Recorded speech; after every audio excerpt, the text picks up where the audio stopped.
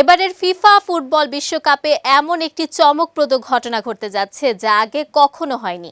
এমনকি এই ঘটনার আর কখনো পুনরাবৃত্তিও হবে না, কারণ এটাই হবে প্রথম এবং শেষ বিশ্বকাপ যেখানে একসঙ্গে মাঠে দেখা যাবে Lionel Messi, Cristiano Ronaldo, Kylian Mbappe এবং আর্লিং হল্যান্ডকে। বয়স, ক্যারিয়ারের ধাপ এবং আন্তর্জাতিক ফুটবলের সার্কেল এসব কারণে এ তারকা মণ্ডলী আর কখনো একই মঞ্চে একসঙ্গে হাজির হবেন না। বয়সের কারণে ফুটবলের এই জাদুকর লিওনেল মেসি ও ক্রিস্টিয়ানো রোনালদো এবারই শেষবারের মতো বিশ্বকাপে অংশ নিতে যাচ্ছেন, কারণ এ বিশ্বকাপের সময় রোনালদোর বয়স হবে 41 বছর আর মেসির 39। ফলে ফুটবল ইতিহাসের দুই চির প্রতিদ্বন্দ্বী মেসি বনাম রোনালদো এ আসরেই চূড়ান্ত বিদায় জানাবে ফুটবল বিশ্বকে। দুই দশকের ক্যারিয়ারে তারা একসঙ্গে যা অর্জন করেছেন তা হয়তো আর কোনো জুটি কখনো পারবে না।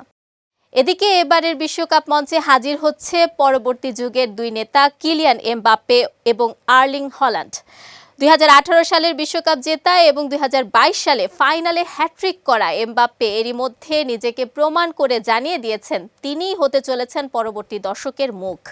অন্যদিকে 26 বছরের অপেক্ষার সমাপ্তি ঘটিয়ে এবার নরওয়েকে বিশ্বকাপে তুলেছেন আর্লিং হল্যান্ড। এই তারকার জন্য এটি হবে প্রথম বিশ্বকাপ। নরওয়ে 1998 সালের পর প্রথমবারের মতো বিশ্বকাপে খেলতে যাচ্ছে, যা ছিল হল্যান্ডের জন্মের আগের ঘটনা।